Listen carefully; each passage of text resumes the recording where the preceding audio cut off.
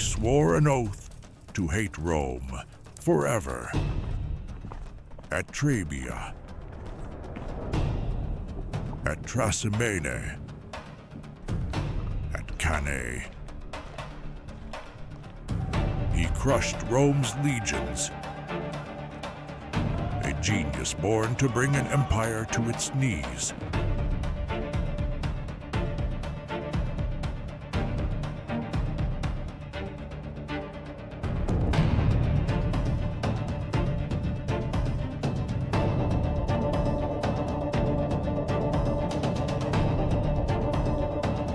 Hannibal.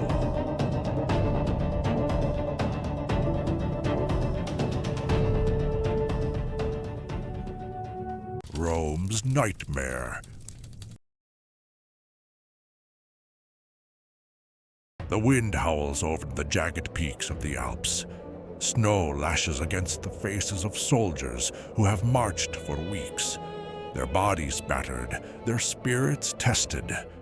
Among them, lumbering beasts, elephants, a sight no Roman could have imagined, struggle through the treacherous paths. Men collapse into the ice, swallowed by the mountain. Yet at the heart of this suffering rides a man whose gaze burns with unyielding fire. Hannibal Barca. 2 decades earlier, he was just a boy in Carthage, brought before the altar by his father, Hamilcar. There, in the flickering light of sacrifice, Hannibal swore an oath that would shape the course of history. Eternal enmity against Rome.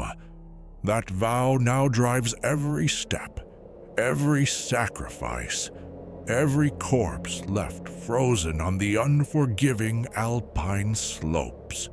This is not just the story of a general.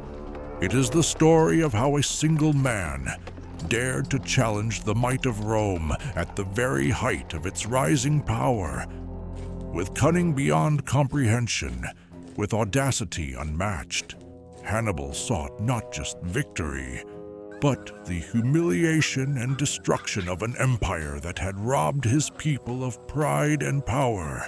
And so the question remains, how does a man, born in the ashes of defeat, rise to terrify the greatest republic the ancient world had ever known? The world would remember him as the genius who brought Rome to the brink of collapse.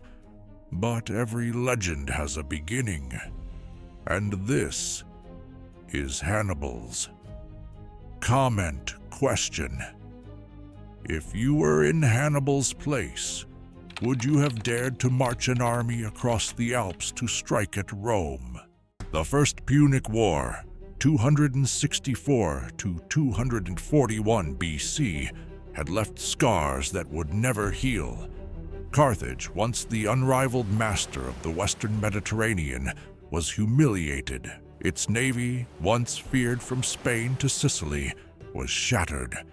Its treasury, once brimming with the wealth of trade, now bled silver to Rome in crushing war indemnities. And its people, proud merchants and warriors alike, carried the bitter taste of defeat in every breath. Rome, meanwhile, emerged ascendant. Victorious for the first time in a large overseas war, it had proven itself a naval power and claimed Sicily as its first province. But Rome was not satisfied. To the senators on the Tiber, Carthage remained a dangerous rival, a beast wounded but not slain. Into this fragile world stepped a boy who would define the fate of both empires, Hannibal Barca. Born in 247 BC, the very year Carthage was forced to surrender Sicily, Hannibal grew up with the bitterness of defeat woven into his childhood. His father, Hamilcar Barca, the greatest Carthaginian commander of the First Punic War, carried not only military genius, but also unrelenting hatred toward Rome. According to the Roman historian Livy, before Hamilcar marched to Spain to rebuild Carthaginian strength, he brought his 9-year-old son to the altar of the gods. There, in the solemn glow of sacred fire, he made Hannibal swear a vow never to be Rome's friend, but its eternal enemy. This oath was not a child's empty promise. It became the defining fire of Hannibal's life. From that moment, every lesson he learned, every campaign he fought, was driven by one purpose: to bring Rome to its knees. Hannibal's youth was spent under arms, traveling with his father's army through Spain. He learned tactics not from books, but on dusty battlefields, where Iberian tribes fought and died under the Carthaginian banner. Unlike the patrician sons of Rome who studied rhetoric and law, Hannibal studied war itself, and he excelled. By the time he was a man, Hannibal was not only a soldier, but a symbol. To Carthage, he represented hope, the promise that Rome's domination was not eternal. To Rome, he would become a nightmare that stalked their imagination. The name mothers whispered to frighten their children into obedience. The stage was set. Carthage and Rome, bound by the unresolved tension of the First Punic War, stood on a collision course once more. And at the heart of this storm was Hannibal, the boy who had sworn his hatred by the gods, and who now carried the weight of Carthage's vengeance on his shoulders. If you were Hannibal, would you have kept the oath of hatred against Rome, or would you have chosen peace? Do you think Rome's harsh treatment of Carthage after the First Punic War justified Hannibal's vow of revenge? By the time Hannibal assumed command in Iberia in 221 BC, Carthage had rebuilt a foundation of power under his father, Hamilcar, and his brother-in-law, Hasdrubal the Fair. The silver mines of Spain filled Carthage's coffers, while its armies, hardened by constant campaigning against Iberian tribes, grew into a formidable force.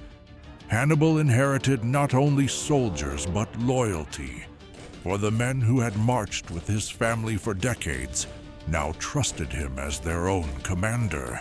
Rome, however, watched with unease. The treaty that ended the First Punic War had placed limits on Carthage's expansion, yet Hannibal's advance in Iberia was a direct challenge to Rome's authority. The spark came at Saguntum, a city allied with Rome but lying south of the agreed border. Hannibal besieged it in 219 BC, and when it fell, Rome declared war. The Second Punic War had begun. But Hannibal did not wait for Rome to bring the fight to him. Instead, he conceived one of the most audacious strategies in military history: strike at the very heart of the Republic by invading Italy itself. In the spring of 218 BC, Hannibal set his plan in motion. He left Iberia with an army of roughly 90,000 infantry, 12,000 cavalry, and nearly 40 war elephants. The march was brutal. Crossing the Pyrenees, fighting hostile tribes, fording swollen rivers. Every step thinned his ranks. By the time he reached the Rhone, his army had already been tested to its limits.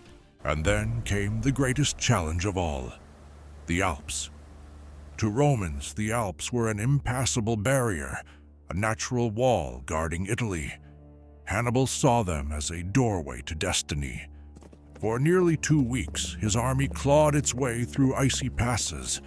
Avalanches buried men alive.